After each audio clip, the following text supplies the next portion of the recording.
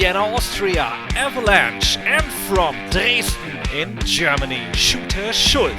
Together, they are blown up. The big man is in there! The Avalanche! Shooter is out! Look at the Avalanche! Look at the power of this! Look at the It is time for Blown Up. The guest this time with Felix Schulz and Robert Dreisker is a man who battled Ilya Dragunov in Dresden and had his second spring becoming our age world champion. The 80s, the 90s, the 2000s and the best is yet to come. Our guest this time, PCO. Hello and welcome everybody. Episode 41 of the Blown Up podcast. I am Avalanche aka Robert Dreisker and with me the great Felix Shooter Schulz. Hello Felix, what's up? Hello Robert, yeah, the usual quarantine stuff. Sitting at home most of the time. Getting bored with washing the clothing and what else. What are you doing? Well, not that much to be honest, since I'm in quarantine myself. I recently got the Xbox Live Game Pass, so I have now a wide library of Xbox One games I can try. And I recently started Pro Evolution Soccer 2020 after. Oh, I was always a big FIFA guy. Yeah, but I didn't play. I didn't play for a few years, and now I've seen that Pro Evolution Soccer is on the library of the Xbox Game Pass. So I decided to download that, and I'm looking forward to spend many unnecessary hours on my couch. Well, why unnecessary? There's nothing else to do at the moment, I guess. Well, kind of, yeah. So if maybe I'm gonna post my game tag. So if somebody out there is also a Pro Evolution Soccer gamer on the Xbox, maybe we'll have a matchup or two. Yeah, I yesterday or 2 days ago downloaded Torchlight 2. Do you know that? It's like a Diablo-style action RPG. No, not my kind of game at all. Well, I am a big fan of those kind of games, and it's like I played Diablo 3 a lot, and I was like, oh no, I need more because this game takes a long time because you can just spend hours and hours and get better loot. So I think that's what I'm doing at the moment, and then maybe Diablo 3 again, I don't know yet. It's rough. You watching something like a series or so at the moment? Not really. I'm thinking about starting a Big Bang Theory all over again, but I'm not sure about that. How many seasons are there? I think 12 or 13. Or Yeah, I mean the problem is like with all those streaming services. I mean, there's Disney Plus is coming up in a few days, I think. So I'm pretty sure we're gonna get that. So, or I think it's also part of our telecom internet deal for 6 months, if I'm not mistaken. So that's gonna be a good time killer for the next couple of weeks, I guess. But in general, I think I've mentioned this before, like just having those huge libraries on Netflix, Maxdome, and whatever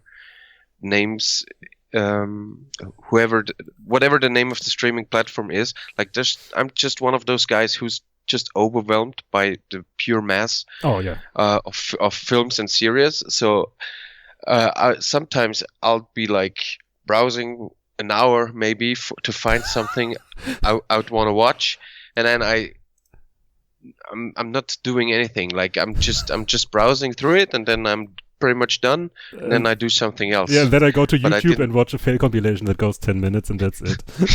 Yeah, that's something like that. Exactly. I understand. Like, yeah, I started with Brooklyn Nine-Nine again, but only the first season is really good, and then it gets shitty, to be honest.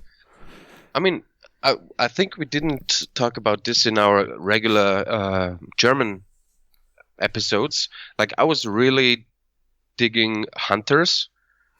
First season. Oh yeah. Well, okay.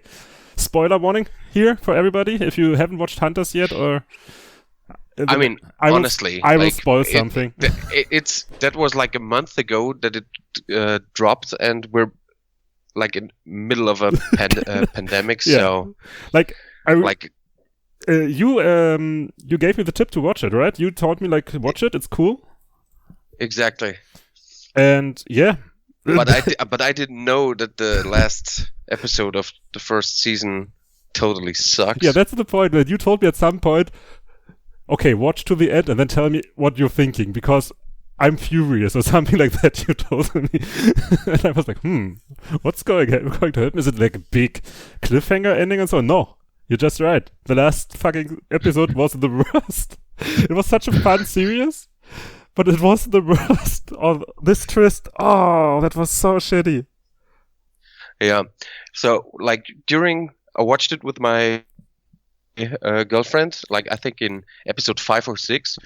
I at one point I looked at her and I said like, I hope it's not gonna be one of those series where they just do like 5 or 6 seasons just to get like 5 or 6 seasons out of it.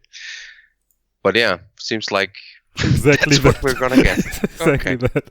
Like, so when you're watching it, please do yourself a favor and watch till the 9th episode and imagine the rest how it could have ended. That's better than it ended, believe me. Just Yep. that was rough. This episode. Holy shit. That was something. And then I just, when I finished it, I was like, I think I wrote to you, oh, what the fuck is wrong with this? What a twist. This is bullshit. And you, yes, thank you. I told you. Yeah, but I guess you enjoyed the ride to the last episode. Yeah. So. True. Yeah. I was actually a little bit conflicted here and there, because I'm still not sure how I feel about the Holocaust as a backdrop for that kind of pulp or almost trashy entertainment, because the series doesn't take itself very seriously, right? It's like a pulp series or like a trash series, more or less, like Tarantino style or so. Yeah. So I was a little conflicted here and there, to say, at least. Yeah, I get that. But, yeah. I mean, since the series is now dead for the both of us, who cares anyway, right? Yeah, that's true. Also, like, we're taping this at it's almost 4 now on Sunday. And have you heard about this action that's going to happen this evening at 6 when all the musicians will sing out of their windows or are supposed to sing? What do you think will happen? No, I haven't heard about it, and I don't give a fuck, to be honest. Like Austrian police, I don't know if that's fake news or if that's really gonna happen, but I saw like a letter on Twitter by the police from Vienna that every day at 6 o'clock, all the police cars on the streets will will actually play the song "I Am from Austria" from Reinhard Fendrich through the speakers. Why? Yeah, that's also why I would like to put this song on our Blown Up FM. Do it! Fucking do it! And everybody who's not in Austria or not in Vienna can listen to it every day at 6 o'clock in the evening and be one with our brothers and sisters down there in Vienna. Solidarity. Exactly. So, okay. Big time solidarity. Big time is a good buzzword. I forgot the English word I was wanting to use. It's a good buzzword. It's a good buzzword. It's a great buzzword, because who is our guest today you organized for us, dear sir? Yeah, today is going to be a very special episode, since we're going to have there's a guy joining us who's pretty much done it all, and that's not really. No, he has done it all. It's true. He's been everywhere. All. Like I've done a little research, and just the list of like companies he's worked for is off the charts. Great. We got here WWE, WCW, ECW, All Japan, CWA, TNA, Ring of Honor, and the list goes on and on and on and on. There's literally nothing. Yeah, he wrestled Eddie Steinblock. wrestled LT Steinblock. That's a thing. Many Yeah. times. And Rip Rogers in Germany. Who would have thought that? So, We're talking about the great Pierre-Carl Ole, PCO, the French-Canadian Frankenstein. yes. Who's joining us today for hopefully a fun little chat. I'm very looking forward to it, and I would say let's not waste any more time and enjoy our interview with PCO.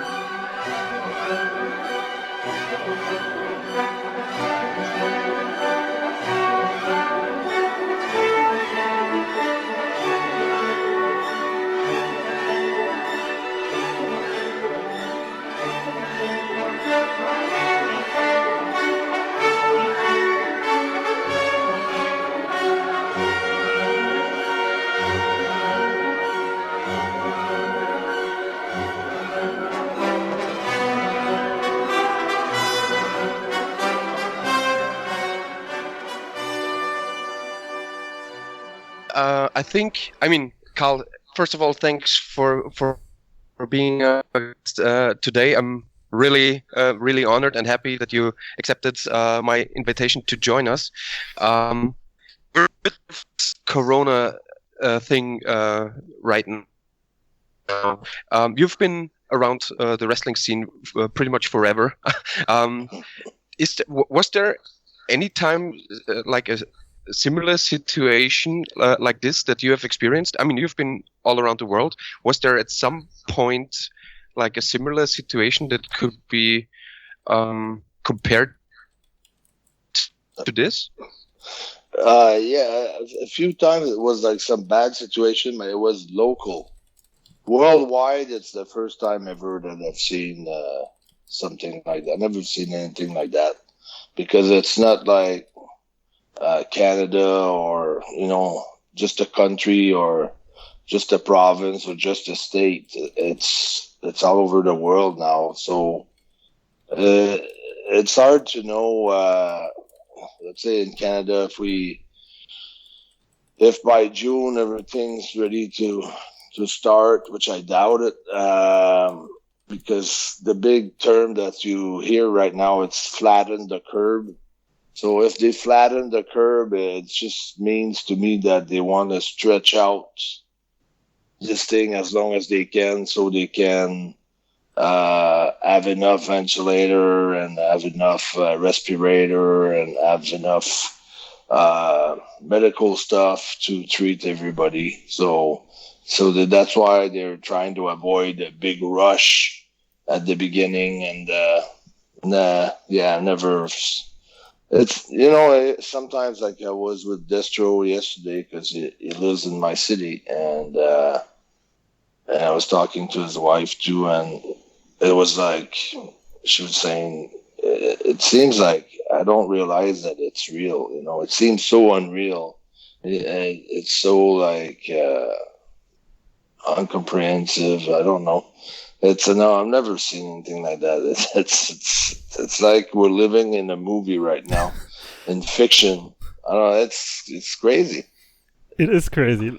Actually, like one of the last books I started reading and I didn't finish was The Stand by Stephen King, which is about a pandemic. And I was like, no, I don't want Stephen King's take on this now. It feels too real at the moment.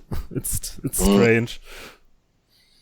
Yeah, and they also, I don't know if you've seen it, there's also the movie Pandemic. So Yes, I saw that popping up on Netflix, I think. And yeah. I felt somehow uncomfortable, like being in the middle of the situation and have like the big screen of Pandemic. Yeah. Yeah, that made me feel a little bit uncomfortable. But that's the thing, though. It's pretty crazy, the fact that you in Germany and me in Canada, and we know what's going on in the States and in Spain and in Iran and like it's all over the world. So I think we're definitely marking history as a generation or whatever, as a population that's gonna going through that. Even my daughter, who's 11 years old, she's got no school and she can't see no friends and she's basically by herself. So it's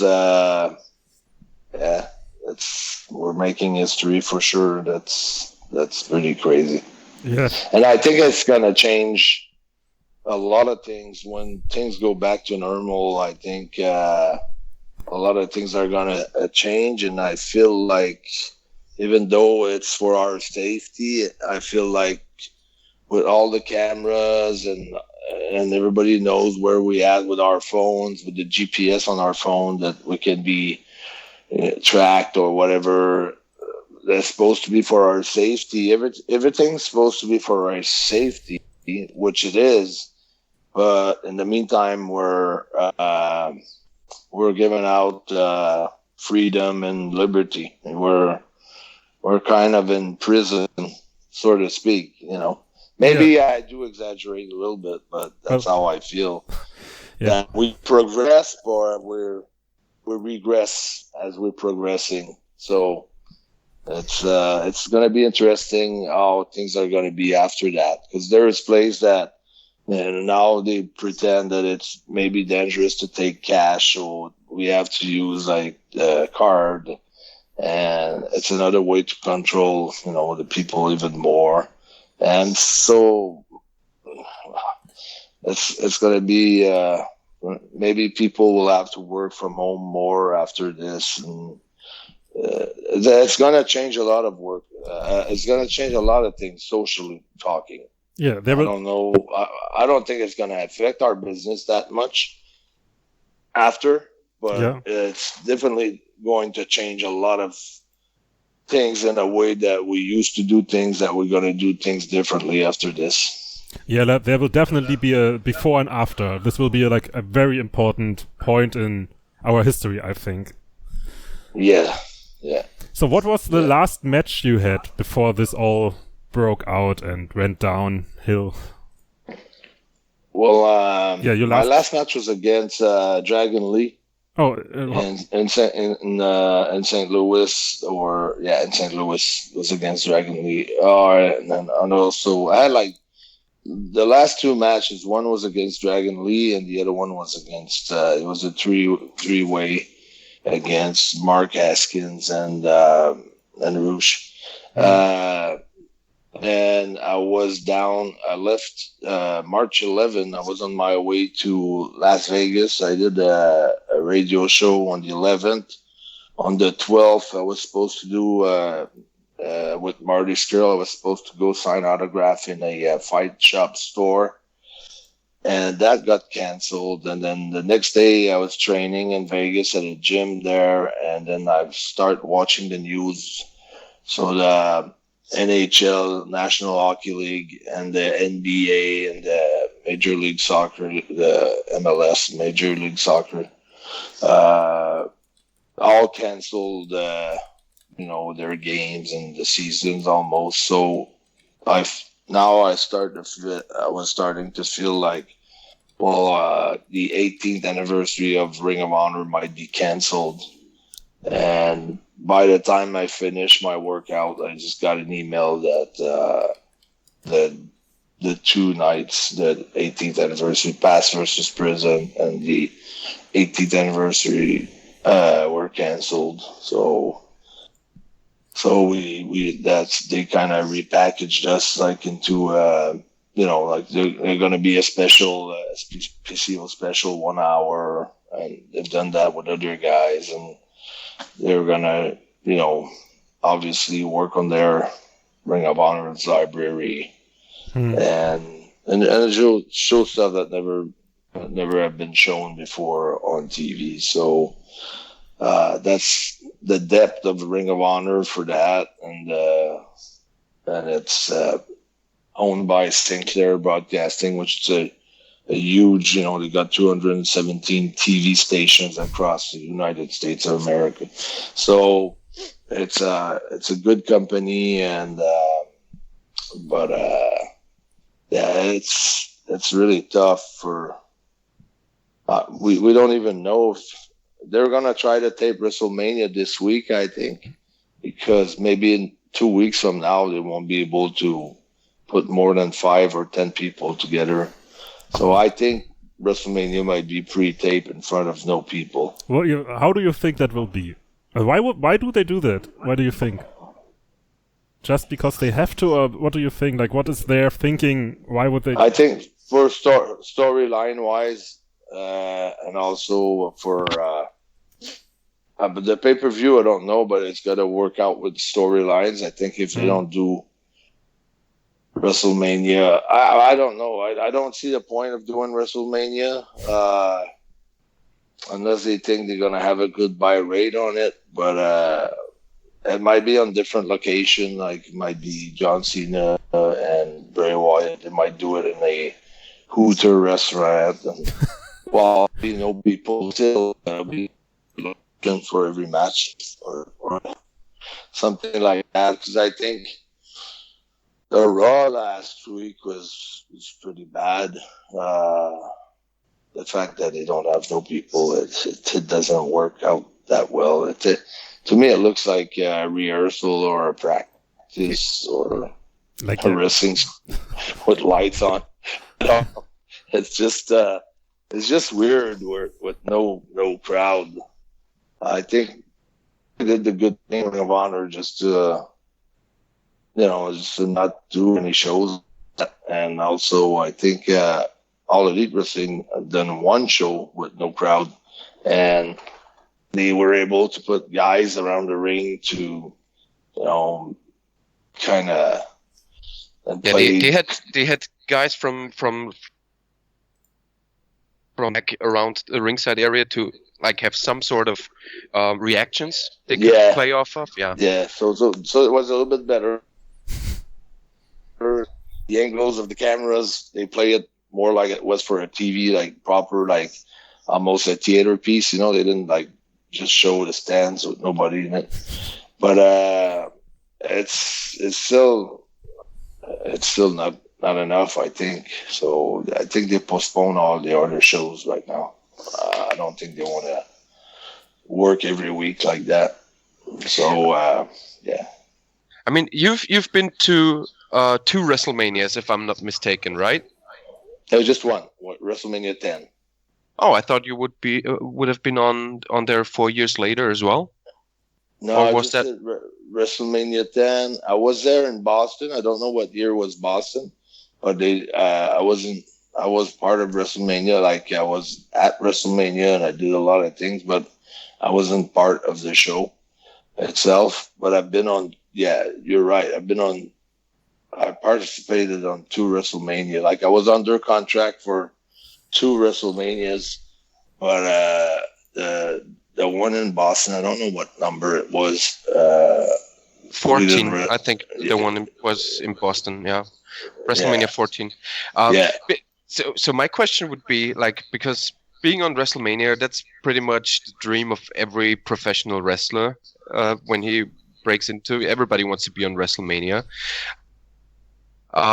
So, I mean, I guess you're a good guy to ask. Like, what do you think? How those young guys feel to have their first WrestleMania on the horizon, and then they find out like, okay, it's gonna happen. It's gonna be pre-taped, and it's gonna be in front of no people. That's very strange, isn't it? Yeah. Well, I think the way they have to take it, it's like, okay, it's not like a real WrestleMania, but in a way they're gonna make history being part of the only WrestleMania with no people or with, no fans or anything. But it's, of course, as a performer, it's something that you don't want to go through. It's kind of lame, but you try to make the best out of it. It's going to be, like I said, marking history anyways, but depending on how they're going to shoot the matches, it's going to be really hard to have like a good match, like because I think like what makes Undertaker, it's the crowd. What makes Steve Austin, it's the crowd. What makes every superstar, it's the crowd reaction. And I think with no crowd, it's kind of, even though if we know the character watching TV, it kind of put everybody on the same level now, and I think that's why it's going to be.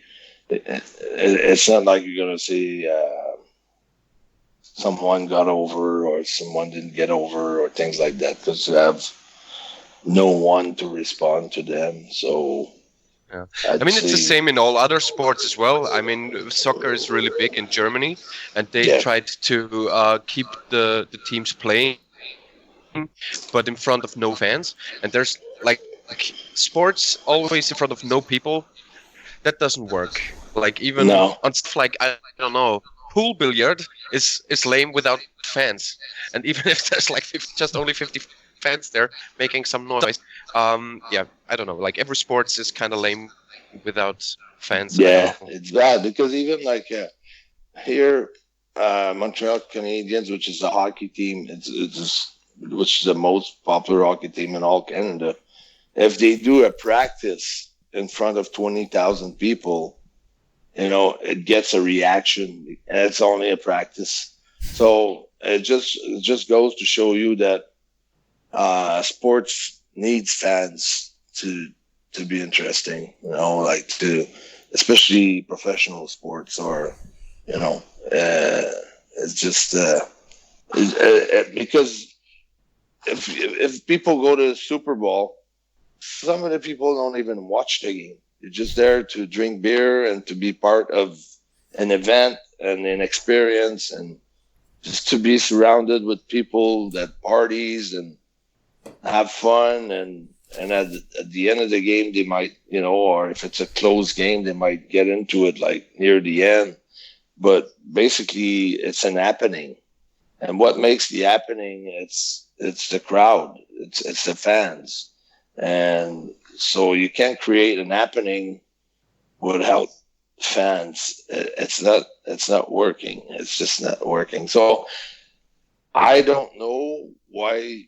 I don't know if Vince got like contractual obligations with people to produce the WrestleMania or the SmackDowns or the Raw, or if he's just stubborn. I don't know what it is. It's hard to tell. You've been around for a long time. You've wrestled pretty much everywhere in the world, I guess. Well, I guess so. Yes. Yeah, pretty much everywhere. Like Middle East and Asia and Africa. Yeah, pretty much every continent. Yeah. When did you start out? Like, which year was the first year for you in the business? I think I had my first match in '86 or '87. It's crazy. That's crazy. That's a long time ago. I was really young. I was 16. I was only 16 years old though, and when I broke it into the business, it was a time the business was not the same at all. It's like you could just break in with very basic, the most basic thing was like learning how to fall was like one of the things. And then I'd say just like if you could just lock up and put a headlock and run the ropes, they would start you like that, And so for the first 2 years, I was just getting squashed or beat up for real. Like the older guys were really protective of the business, and they were like really wanted to make sure that if anyone was trying to break in, that they really wanted to break in, and they were trying to make you quit before. I think it also was a time where people would be accountable of who they broke into the business, right? Yeah.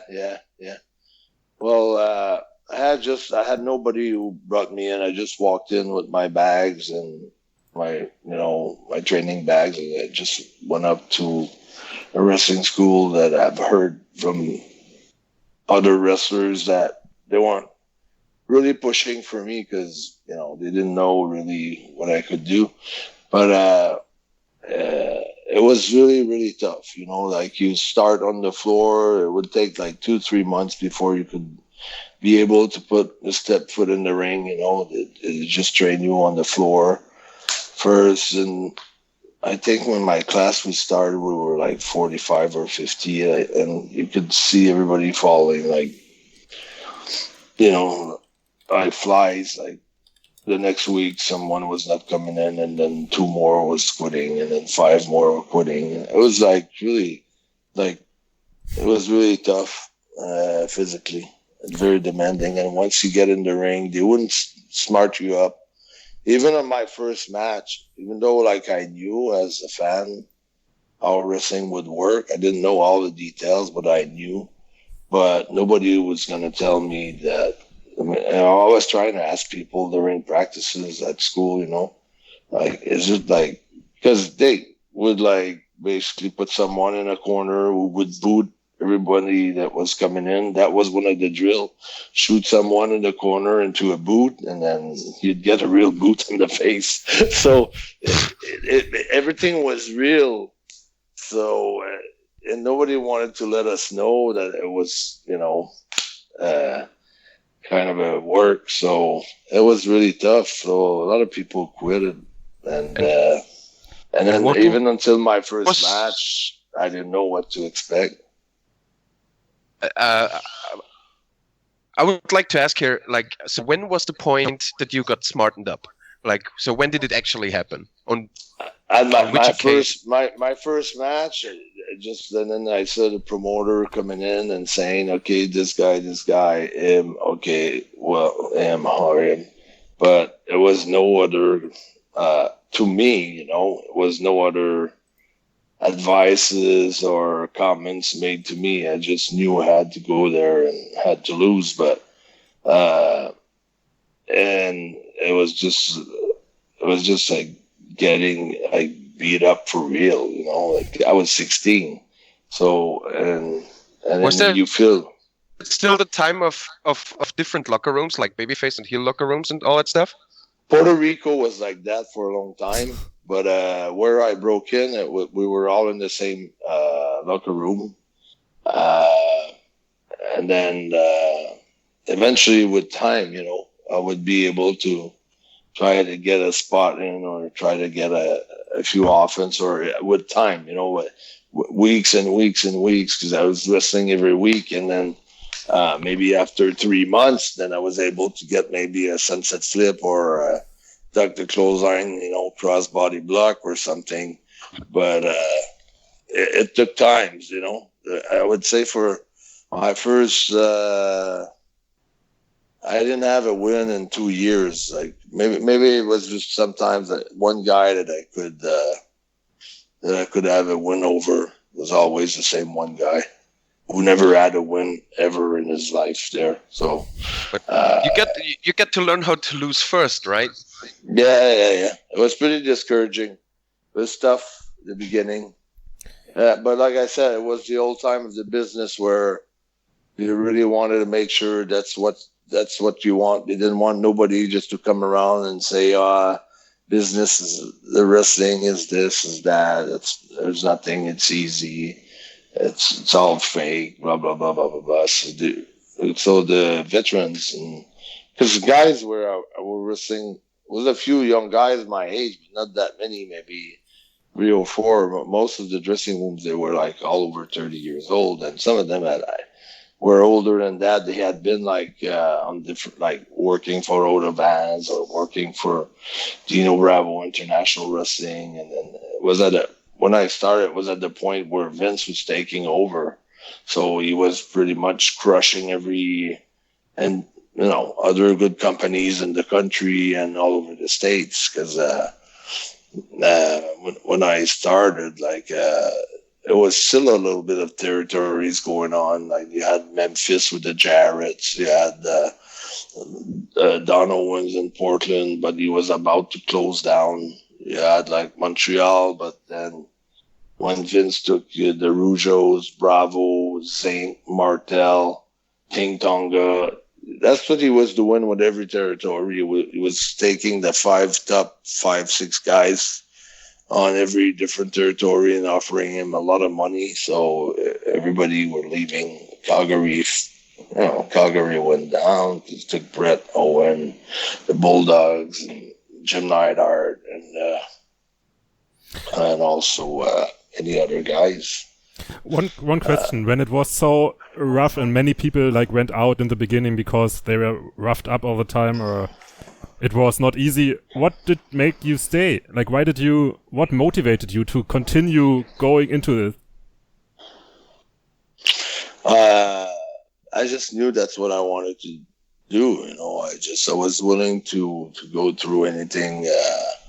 I knew that it was gonna be a tough period of time, and it's kind of good. I don't suggest that we should keep on doing that, but at least it was preparing you for what it is really, because then after that, when I started to go on the road, you had to be strong mentally because it wasn't easy. Mm-hmm. My first territory I've been was Calgary, and I was there for like almost 4 months, which is like 4-hour flight out of home for me. It's at the other end of the country, so it's still in Canada, but I didn't speak English at the time. So, oh really? Yeah, because I come from a French place in Quebec. Quebec, you have a lot of different places. You have English places, you have French places, you have like bilingual places. But I was born and raised only in French, so I learned all my English in wrestling on different territories. So that was very tough for me because in Calgary, I didn't speak much English, so I was trying to get booked over the phone, but I couldn't speak the language. So eventually I decided that I was going to fly there, meet Stu Hart. And when I got in front of Stu and I asked him if I could wrestle with the little English that I had, like he was almost laughing in my face, basically, So it was like really, really tough. And I was getting ribbed a lot by a lot of the boys. And I was 18 when I flew to Calgary. So... and I couldn't even have a wrestling match there. The most that I could get, it's getting in the ring with Bruce Hart on a Friday afternoon at 2 p.m. in the ring, and just having me, giving me turnbuckles, throwing me through the ropes, over the top rope. Just wanted to look at my skills and things like that. And then he said, no, I had been wrestling for 2 years, and he was telling me that I was not ready to wrestle. He wanted me to enroll in a wrestling school for $3,000 or $5,000. And then I said, I don't have the money first, and I've been wrestling for 2 years, so I'm just gonna try something else. So yeah. I got booked in the Maritimes for sorry if I interrupt you here. Do you think he was in retrospective? Do you think he was right, or did he just want to make money off of you? It's hard. I think I had my base was good enough. I don't think I could have had maybe the greatest match right then in Calgary, but they could have used me. I could have been a good job guy, for sure. I could have put guys over and make their top guys look good and at least make a little living and start from something, I think they could have used me, but I don't think they wanted to use me. And I think maybe they want to polish me at the school. I don't know if it was legitimate or not, or it's probably the money aspect as well. I never really judged Bruce for that, but for me, it was nice when I had my run against Brett and when I met Bruce, in WWF. So, because, I told him, I didn't go to your wrestling school, but I still made it. But it was in a polite way, It was it was not cocky or anything like that. Yeah, there are more than one way to get to the top, I guess, or get up the ladder. Yeah. Because it was funny, because on the same, as I left Calgary and, I went back to the place where I started wrestling in Montreal. And then after that, when I got booked in the Maritimes, it was like 7 shows a week. We were wrestling every night. I got booked on Main Event there right away. Oh. So I was wrestling with Eddie Watts for the tag belts every night. So I was not any better than what I showed Bruce. It's just a matter of, I don't know, the way that things worked out for me. But not speaking a good English and working against a booker who was Bob Brown, and Masa Chono was his partner, Masahiro Chono from Japan. Yeah. He was, they always send the Japanese guys away for 2-3 years. So Chono was wrestling Chono and Bob Brown. And I screw up a lot of times, because I missed a lot of calls. In those years, it was 2 different dressing rooms. You had the end of the match on a tape recorder that was sent by the booker. From the go home already, from the last big move or a few false finishes all the way to the finish. That was all on the recording tape. So you wouldn't have access to talk the match with other guys. Everything was called in the ring, and the only thing that you had was the finish. That was, yeah. So I've seen different steps in this business, the way to do things. And, sometimes Bob Brown, Chono was not calling anything because, he would just shoot you in the corner and do his cartwheel, back elbow. He'd just say stay, or it was like basic things.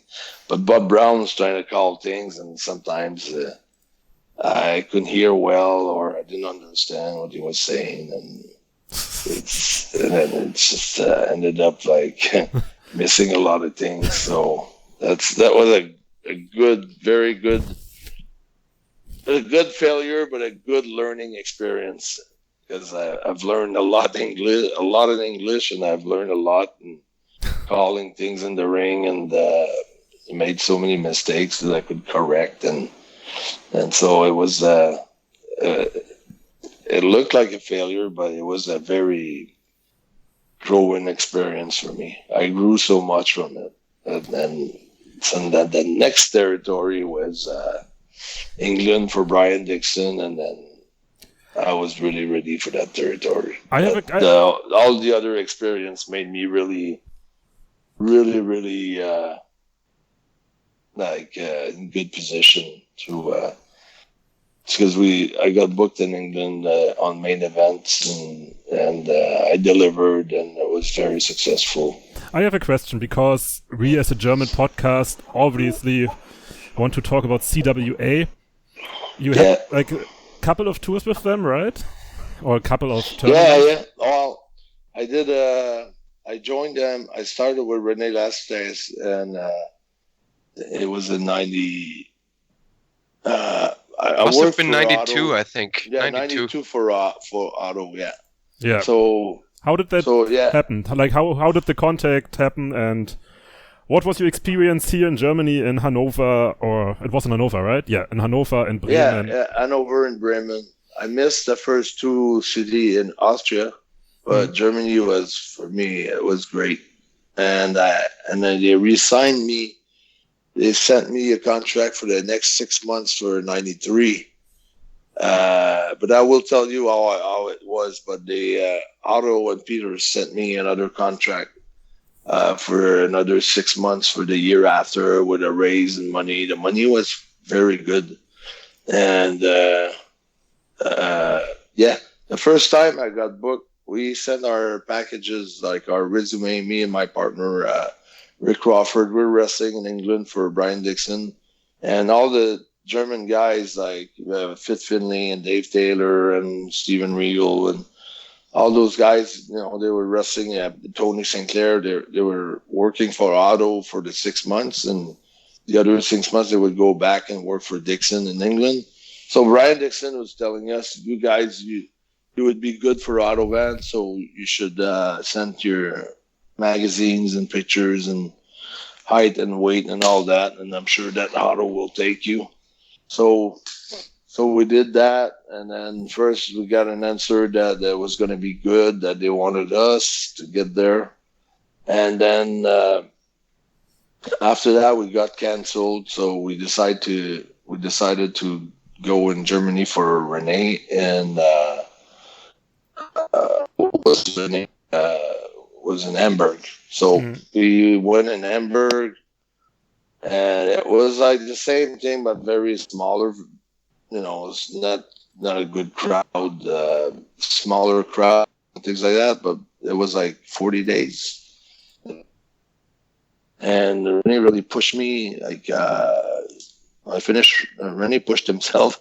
He won the tournament, but I finished second in the tournament. So yeah, I had a huge push in that.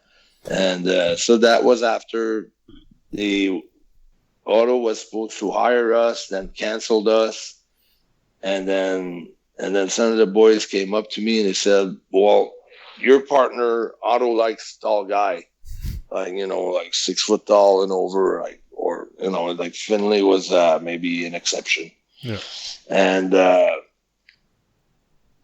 he said they would like to have you, but they're not sure about your partner and things like that. So while we're doing Hamburg, we're still doing I don't know if you remember the Eurosport series with Flash Gordon on your, like you had all the Otto's guys plus some of the British guys. Chris Benoit was part of it. Well, remember barely. Yeah. I think it was a ring with a blue canvas. Yeah. Eurosport, and comments were made in Germany from Peter Williams is doing the voiceovers Germany, and then Ulrich Williams is doing the one for England, and someone else is doing for France. So it was all over Europe, and so we were part of that, and we got pushed, me and my partner, really big. And then after that, we went back to Renee, and Peter was waiting for me, Renee's tent. And he asked me if I wanted to go join them in Hanover and finish up in Bremen. So I had to ask my tag partner, if, because I was really like, I felt like we were in this together. So, and then he told me, he said, I don't really, I don't like he missed the security a lot, like for him it was hard because we have been going like for the last 2 years almost. Okay, we got like 4 months in England, and we're going for 3 weeks in South Africa, and we're going back for Renee for 2 months. Yeah, it was 60 days. So we had like a few places to go, but it was no security, like if you're working at 40 hours a week job, or you're going to have a certain amount of money coming in all the time and security. So this business is not about that. So he said, no, I need more security. I love wrestling. He says, I think I'm going to do it as a hobby. So just go and do it because it's your dream, and I don't want to stop you for achieving your dream. So it was emotionally, it was really hard because I've been a long time with this partner, and we were both from Montreal, so we would travel from Montreal to everywhere, and always together. He was my best friend. Still is one of my best friends. I went for auto, and I was really successful. And it was so cool. I mean, like I couldn't believe when I got in Hanover. I couldn't believe how much people were drawing there. Like, it was like almost sold out every night. I mean, that Tuesday night was the ladies' night, which was like packed. A lot of ladies and girls and guys too, but mostly girls, you know. So that's pretty amazing. I was pretty amazed by that. It was like, that's crazy. And and you know, you could put like 4,000 people in the tent in Hanover. And Thursday, Friday, Saturday, they were all sold out, and the Tuesday also, because it was the ladies' night. So the only, like, you know, harder day for us to wrestle was the Sunday and the Monday.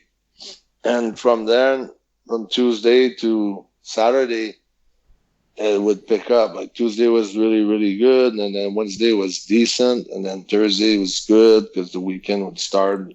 Friday was like unbelievable, Saturday unbelievable, and then Sunday was down a little bit, but it was an incredible business. It was like, and then we would go out after, because what else can you do when you live in a trailer, you know, like a trailer park, you know, you live in a caravan that's got 12 by 10 or whatever with another guy, because you need a roommate, because it's pretty expensive to rent. I think it was 35 or 40 Deutschmark per night just for the caravan. Yeah.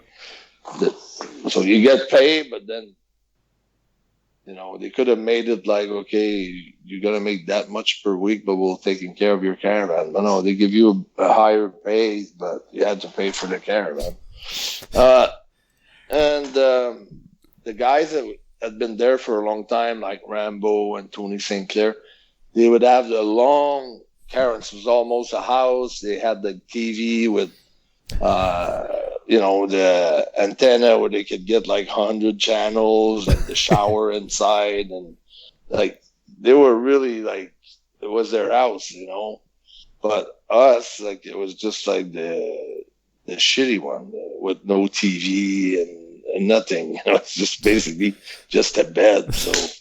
So it's trying to just stay busy every night. Is going out and going to eat to a restaurant, and there was always like a sponsor bar that was affiliated to the event. So you would go there, and it was just a time where it was pretty crazy. A lot of girls, a lot of fun, a lot of party. Like, I imagine it's hard, or is it hard to wrestle every night and keep it fresh, or is it getting easier fast, or how is it? Like, every night, maybe the same audience or people who are there every day of the week. How is it to wrestle for a crowd that goes there every day? I don't know, the fans, it's like they were fresh every night. Even if there was the same fans or not the same fans, or I don't know, sometimes I guess a group of them were the same fans every day. But it was quite expensive, I think, to buy tickets. So, probably, yeah. But, you know, like the Tuesday night, when it was the ladies' night, you knew like the first 3-4 rows, there were mainly prostitutes with their pimps and things like that. You know, it was like, it was just a weird time, you know, seriously. and girls from bars and things like that. But no, it was easy to wrestle at the same place every night. Well, at least you'd save on travel, you know, you didn't have to travel that much. Yeah. The hardest thing was like if you partied very hard the night before and you didn't feel good, and then you would always think, okay, tonight I'm going to stay in my caravan. I'm not going to go out. But it was so boring just to stay in the caravan that you couldn't do that. You had to be out every night. So that was the toughest thing. That was really the toughest thing. It was just out every night because you had no other choice, basically. What town was the most fun? And like, just want to give out some control. Mine was Hanover. Hanover, okay. More for them. It was more fun than Bremen. But the Bremen building was much better because the Bremen, it wasn't beside the Stadthalle. It was another building where you could put like 4,000 or 5,000 people. And the final day was the Stadthalle, which was like, 15,000 people maybe for the final of the tournament. I don't know. So they would bring like bigger names, like Hawk of the Road Warriors came one time. They would bring a lot of names for the final day. Lots of guys from the States. And then, we would sell out 5,000 seats, 15,000 seats. That's crazy. Yeah. That's really crazy. I mean, at that point, I'm pretty sure at that point you couldn't see it coming. We had Michael Kovac on the podcast in the last episode. You've been knowing him for a couple of years, and we talked about the European scene dying in the late 90s. Have you ever experienced something like that? Like it happened in at least continental Europe, that like from one day to the other, a complete wrestling scene died? Yeah. Because the old because when WWF used to come in Montreal, let's say where I live, the wrestling in Montreal was strong. So what they did when they first came in, they did the joint venture. So it was half of the talent from international wrestling and half of the talent from WWF. So, so it was cool because you could, after WWF left, you could still watch your wrestlers from your territory on another channel on TV. But once they decided to sign like the top guys from let's say the Von Erichs in Texas and the Jarrett and Memphis and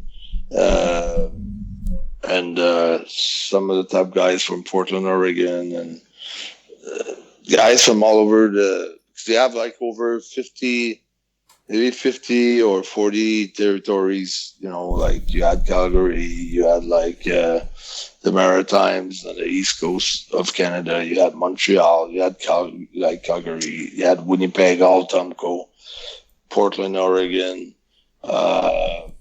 There's a bunch of territory, Alabama, or Sid Vicious was there. You have like Pensacola, Florida. You have so many territories for the Georgia Championship Wrestling. You had like also AWA, Vern Gagne in Minnesota. So when all the talents got signed up, the wrestling went dead. I was dead. I mean, it was nice for WWF, but for someone who would try to start a wrestling career, broke it into the business, was no place where you could really make a living out of it. So Germany was just like the phase that came after America. Mm-hmm. After when everything kind of crumbled down here, everybody was trying to get booked for Auto or Japan or a little bit in England. This is the fact that England, I think Ryan Dixon survived to every type of situation, but he never was big on. It was hard to make a living there. You pretty much starved over there. It was hard to. If you had, like, let's say, a house back home and you'd wrestle there, it's hard for you to keep your house or to provide a living for your family if you had a family. So you basically had to make the sacrifice not to have a girlfriend or not to have a family or not to buy a house or a car. That's what I did. Basically, I gambled everything on my wrestling career. I decided to, even though if I was like making like, let's say, 20 pounds per night to wrestle, I would try to make the best out of that. At least I was making 20 pounds 7 days a week. But that's nothing. It's about, I don't know in euros, but Maybe that was not euros. even $40. Yeah. So, That's nothing. yeah. So that's why there's so many sacrifices, like, in order to make it. And then Otto, at least making like maybe salary. My salary was probably 250 Deutschmark per night, probably. So from that money in England to Otto, it was like decent money, at least. Yeah. I have a question, because I know some mostly German wrestlers listen to this podcast. And you made it for a long time now. How do you stay relevant and keep yourself and your character fresh for such a long time? What do you think? Like, what are is your approach? You have to approach it like you have to all your experience and all your everything that you've learned in the business, that you know about the business. You have to almost erase that and start from scratch. You have to have a very open mind, and you have to watch tape and to see what's going on right now. And I mean, the only thing that's good as far as the experience is like, okay, you've wrestled you've main evented in front of 20,000 people. You've main evented with Bret Hart, things like that.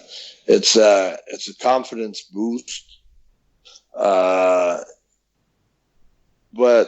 it's got nothing to do with what we're doing today as far as the way we wrestle today. I mean, I'm talking with Ring of Honor, which is a really fast pace, and people aren't selling as they used to sell, and we're just telling a different story on a faster pace, but also where my experience can help, it's also okay. While everybody's doing the same thing, because it goes by trend, so everybody's like embarking on the trend, and everybody's going like now it's very much a gymnastic trend, like a lot of 450s and 630 and and more and more and more. A lot of high flyings. The guys are not so. That the generation of guy right now too is like.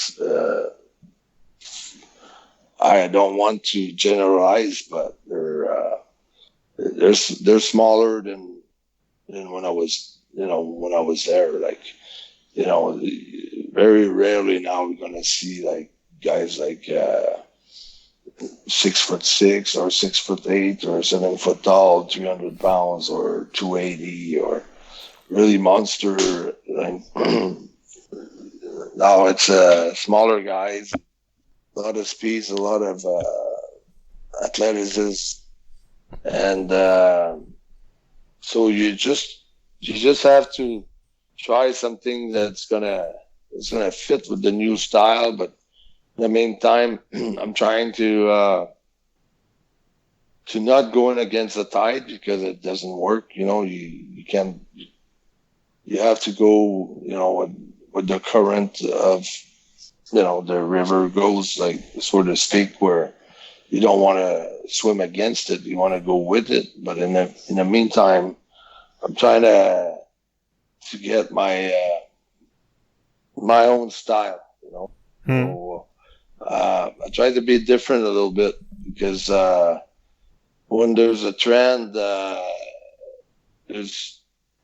let's say it was the Young Bucks, they had success, so everybody's trying to be the Young Bucks. And I remember when I started PCO French Canadian Frankenstein, I was probably like the only really monster like that, and then eventually you've seen like Dracula and it was like just monsters all over the place. So like people think, oh, that's what it works now, so we're gonna embrace that path. But yeah, it's you gotta go with what's new, what works right now. Like I don't expect nobody to sell a pile driver for 5 minutes. I know it's not gonna happen, but it's now works. No, one of the things is stacking 2 or 3 moves on top of each other, and and then a finish now could be just to set up a stack up, just to stack up some moves. You can use finishes, hold finishers to stack up moves now, and I totally get it. But in the meantime, I'm trying to, to work as a monster. So the monster can't, it can't totally be like the Young Bucks. No, that's not something that's gonna work for me. And I'm like Howard, like Avalanche, you're a big guy too. You're fast too, but at one point you have to make your style relevant too. You can't act like you 165 pounds. So I think, exactly, yeah. Yeah, I think we can make it work, but we got to keep our character like very credible. So that's the challenge. It's to work the new style, but keeping the character very relevant, really credible. But it's just, I think that's some really good advice. Yeah, just to answer your question, basically it's adapting to change, which is one of the things that we have to do no matter what in life in general. Everything changes.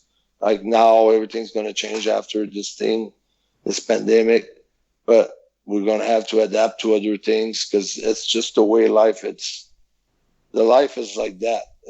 And people that don't adapt become really marginals, and they get out of the equation, and they ended up, it's not working for them. So it's that's the main quality that you need to have success. It's adapt to changes. That's the question, the answer that I can give answer to your question. Maybe I want to add, I think it's also very important that you don't stop learning. I think I've heard you also say this before, like you have to not stop learning. Yeah, just because it's different. Because now we're showing different things. So, always try to learn different ways and different things, and try to understand also the different psychology, and because a lot of things have changed now. I mean, if I'm sure some guys that have wrestled with me, if they would be in a dressing room and they would hear guys call a match now, they wouldn't believe it. Like they would think it's what have happened to this business, what's going on with this business. Sometimes I'm with guys that are really like on top of companies, and I hear things that you wouldn't hear before. It's like, okay, then you make your comeback, then blah blah blah, then he makes a comeback, then blah blah, he makes a comeback. But it was never about comeback. It was like heat comeback. It was the heel in the face. So now it's like, okay, even the heels are making a comeback, and the babyface are making a comeback. And if you bring an old timer into that discussions, I say, you bunch of marks, you don't know nothing about wrestling. But that's just the way that it has evolved now, Yeah. Have you the terms been in conversations a lot? No, not really, no.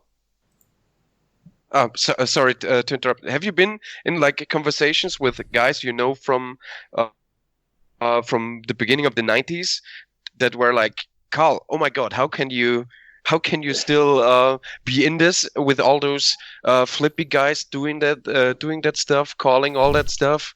Have you been in conversations like that with people? No, No? I didn't have the chance. No, I didn't have the chance to. I've done like the Stone Cold the podcast with Steve Austin, with X-Pac, and with also just incredible. Like I've done tons of podcasts with older guys, but they didn't ask me the same questions because they're watching it, but they're not there in the dressing room, so they don't know how it's going really and how the business has changed that much. And they would be a little bit lost, I guess, because I'm sure they could adapt, but they would be like, am I dreaming or what? It has changed a lot. Well, I have one last question maybe from my side, because I know you've talked about this a lot already, but because he's one of our home guys, I want to know what your opinion or your picture of Walter is. I think he's living his gimmick. He's the ring general. I think he's good. I think he's good as a good leader in the ring. He's got a very great mind for the business, and he's an example of a guy who doesn't do like that many flips. And have seen him having like an awesome match with Will Ospreay, like a 5-star match with Will Ospreay. And he can have a good match with anybody. And, like sets of moves, like, the big boot, the big auto sit up, sit on your chest, like the splash of the top rope. That's leapfrog, big boot, but it's just the way he constructs, he builds up the story, and the way that when he chops, he makes it means something, because he doesn't chop as much as before in WWE. Probably do it like 5 or 10 times. It won't be 100 times, but he's got the flair. He's got the feeling that when he does it, it's a good point in the match, the story of the match. It means so much and had so much, and he's got a good charisma, a good confidence in himself, and I think very, very talented, very, very talented. He's got the height, the size too. Now the guys are smaller. Now he's coming up as a giant. And I know for me, my match against him like really turned my career around. WrestleMania 34, and I've had like a bunch of matches with him after that, and I've always had like. For a time, it was the indie match all people wanted to book, right? Yeah, absolutely. Yeah, we got booked like a lot against each other all over the States and in Canada, and he's got a very bright future ahead of him. It's going to be a huge superstar in WWE. Because Vince will like his style. Because Vince like big guys. I think Vince got a little problem to adapt with the guys that do a lot of flips and they aren't so big. For him, like a wrestler should be, should look like a wrestler. Yeah. Like the way he was brought up in the business. So I think Walter fits what Vince thinks of wrestler should look like, and looks like a real threat. Like he looks like he could be really dangerous. When you step into the ring, and I think, I got a tremendous respect for Walter's talent and skills, because he's got skills too. It's not just psychology. It's an art, to be able to put a great match together, and he's got that in himself. I talked to him recently. I mean, he's one of my best friends, so we talk on a very regular basis. And I told him that we're gonna have you on the show, and he asked me to say hello and to tell you that he's very happy for you and the situation you're in now. So before I forget to tell you. Yeah. No, Walter, he was the first one. I had a few texts when I won the ROH World Title. Walter took the time to reach out to me and congratulate me, and I think we were in touch a little bit. Same thing when he did win the title at WrestleMania last year. I've texted him, and we had a good chemistry at WrestleMania 34 because I had wrestled him before when he was 18, the 16 carat tournament for WXW. And I didn't even know, like when Joey Janela booked me against Walter for the spring break, Joey Janela spring break 2, he said, I want to put you against a big Austrian guy, Walter. And I had just came back in the wrestling business, and I really didn't know. I said, "Ooh," he said, "Yeah, Walter. He's like all over the place. PWG, this and that. He's all over the States." And then I started watching some of the matches just to get ready for our match. And it's when I got to New Orleans that he knew me. Hey, Carl, how are you? Blah blah blah. And he said we wrestled before, and that kind of created that chemistry that we needed for the match, because it kind of created a little bit of a chemistry and a trust between each other, so a little bond there. And then I told him that I know that you've wrestled maybe 20 times this week, but this is WrestleMania, our match there. This is the match of my life, and he took that really seriously. So, I've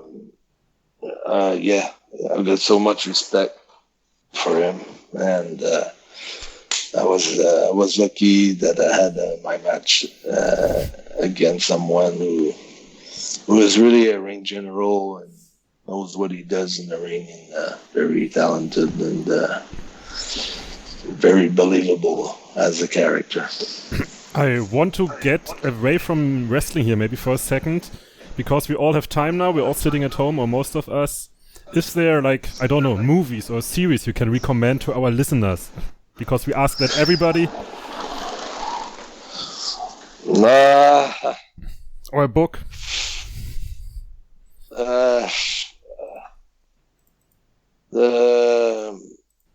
I don't know. My taste might not be other people's taste, so it's hard to go ahead and recommend things. What have you enjoyed recently?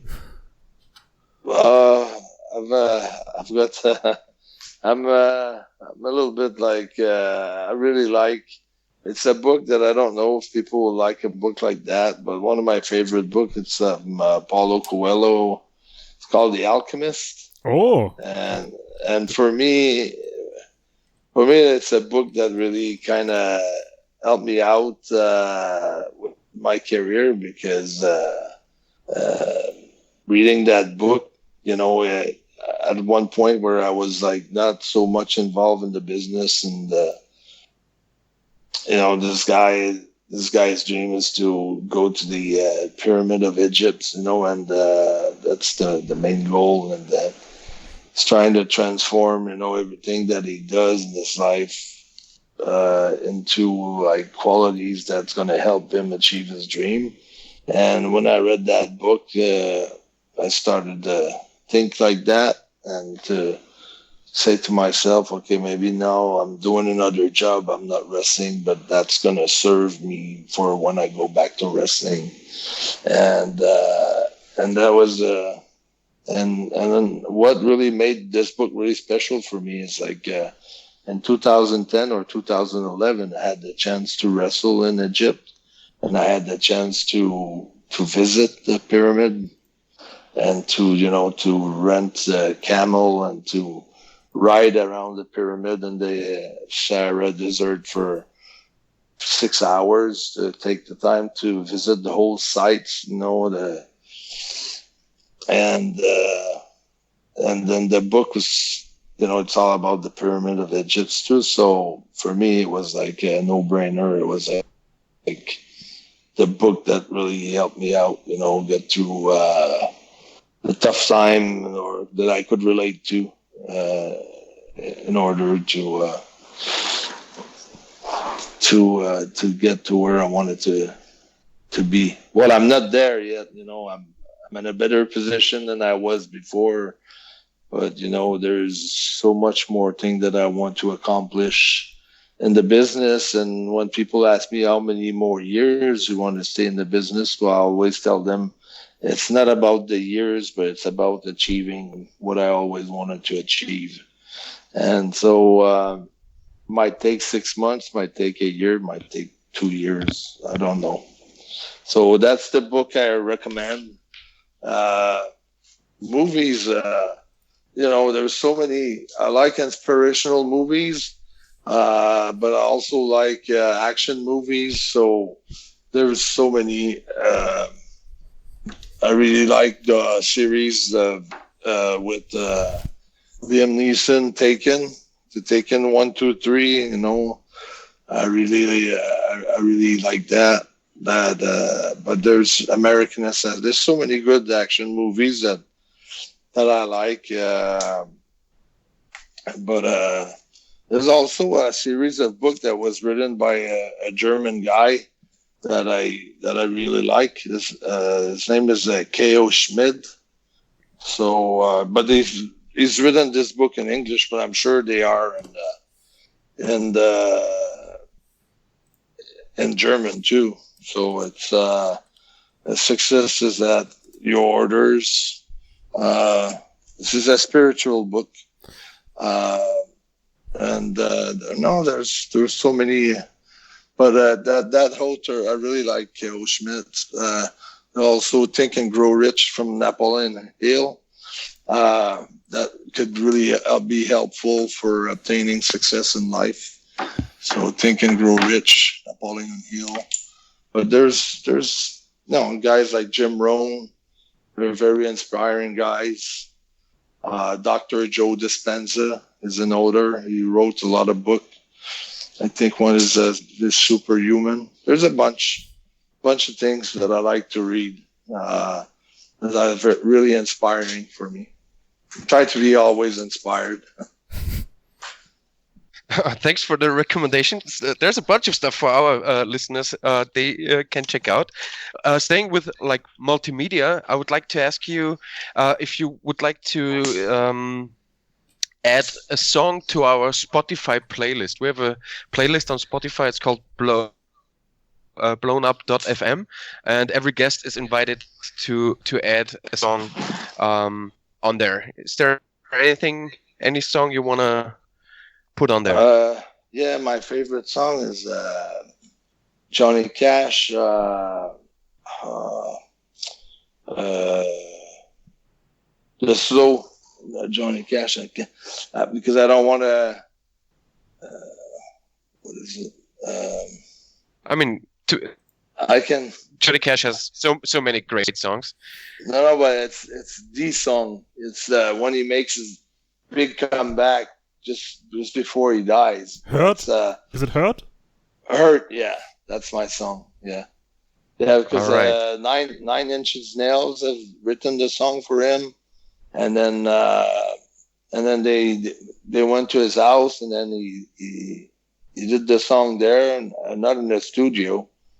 And then they went in the studio and they did the song again, but they kept the first time that he sang it in his house, because that was the best time where it has the most emotion and everything. And that's a song that it's for me, it's really inspiring and very motivational.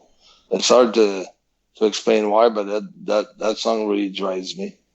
It really gets the emotion in me and really drives me. So I really like that song. All right, so that's gonna be the newest addition to the blownup.fm playlist. Great addition. So I think it's time to wrap things up here.